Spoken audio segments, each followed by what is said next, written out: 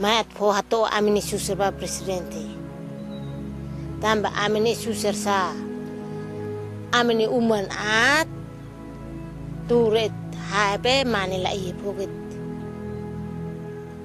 Ne am hakarak atusu kale may banto amini am palok na amini uman. It was not Shanana. It was people fighting. I owe to them.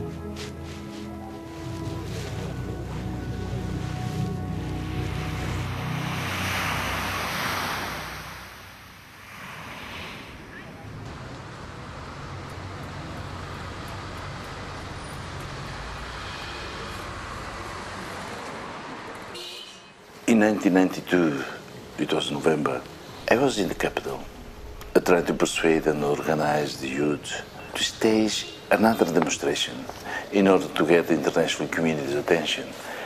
But they were unwilling. After what happened in the year before, the massacre of Santa Cruz, they were still traumatized. I was hiding in a house in Delhi, which had an underground bunker, when one of our double agents let slip about my presence in Delhi while he was drunk. I was captured in the early morning, and after the trial, I was sent to Chipinang prison in the Indonesian capital, Jakarta.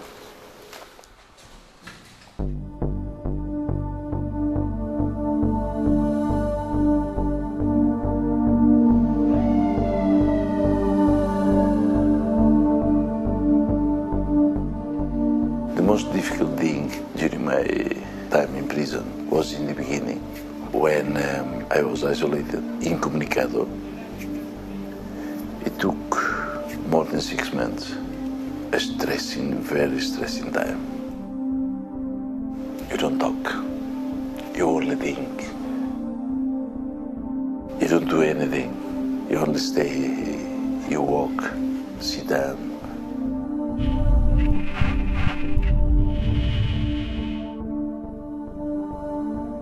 In the prison, I started to think. During 17 years, I hated everything from Indonesia.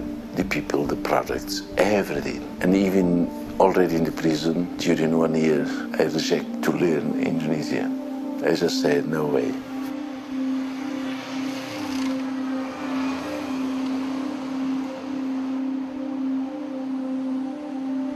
Dealing with thousands of prisoners, common criminals, I asked them, why are you here? And they told me, you don't understand. We got independence for more than 40 years or 50 years. A small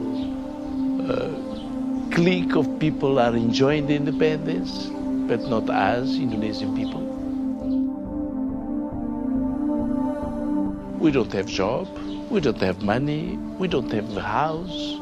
And we try to steal from other people that have, and we are here. And we start to talk, and they say, this is the regime. We are an independent nation, but we as people, we are not. And I could understand that the Indonesian people were suffering, almost the same as we suffer here. Only the difference that we face the weapons every day. But in Indonesia, they face the repression of the regime every day also.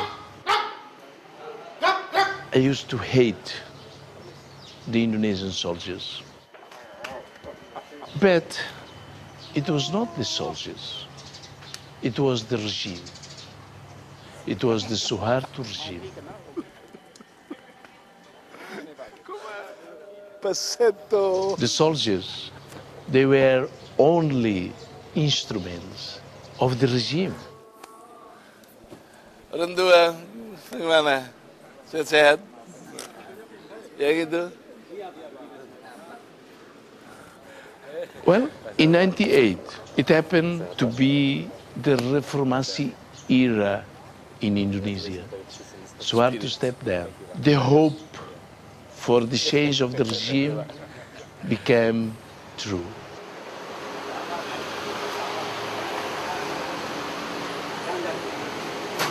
Ahead of the popular consultation for self-determination in East Timor, I was moved to house arrest in February 1999. After Timorese voted overwhelmingly in favor of independence, the militias backed by Indonesian troops went on a countrywide rampage, killing and burning.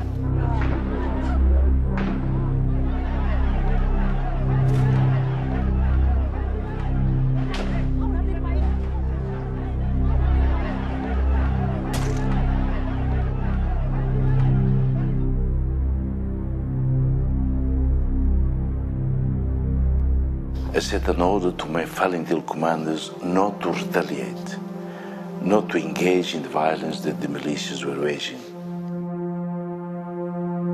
We were liberation guerrillas.